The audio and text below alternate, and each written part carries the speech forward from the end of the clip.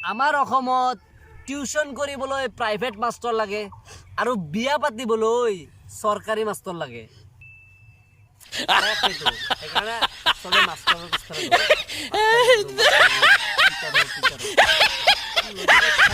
কি ক'ম আৰু আমাৰ অসমত ছোৱালীৰ নাম যদি পৰিস্মিতা হয় তেনেহ'লে তাক পৰি বুলি মাতা হয়, জানু বুলি মাতা হয়। আৰু ল'ৰাৰ নাম যদি ৰাম নাম যদু মধু যিয়ে হয় নহয় তাক লেংটা বা পচা বুলিয়ে মতা হ'ব। নেক্সট লেভেল একদম।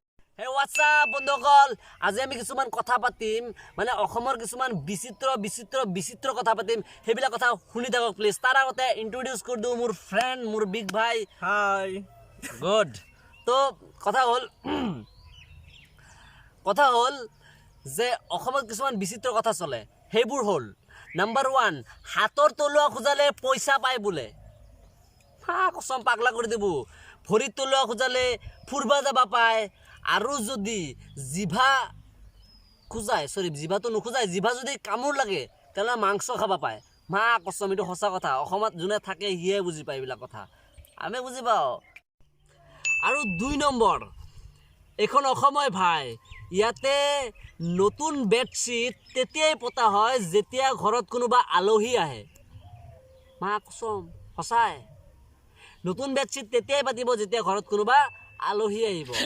এইখন অসম হয় ভাই, অসমৰ লেভেল আছে।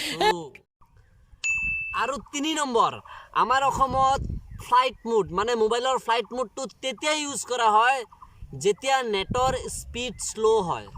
নেটৰ স্পীড বঢ়াবলৈহে আমাৰ অসমত ফ্লাইট মোড ইউজ কৰা হয়। ইয়াৰ বাহিৰে আৰু অন্য বেলেগ কামত আমাৰ ফ্লাইট মোডটো ইউজ কৰা নহয়। হাই অসমৰ লেভেল। আমাৰ অসমত কাৰোবাৰ যদি ইনষ্টাগ্ৰামত 1000 ফলোৱাৰ আৰু যদি ফেচবুকত 1000 বা 1K লাইক আহি যায় নহয়, তেওঁ বা তাই বা যিয়ে নহওক, ল'ৰা বা ছোৱালী যাৰে নহওক, নিজকে কিবা মডেল হেন বুলি ভাবি লয়, কিবা ছুপাৰষ্টাৰ চেলিব্ৰিটি হেন ভাবে। এইটো আমাৰ অসমলৈ চলে।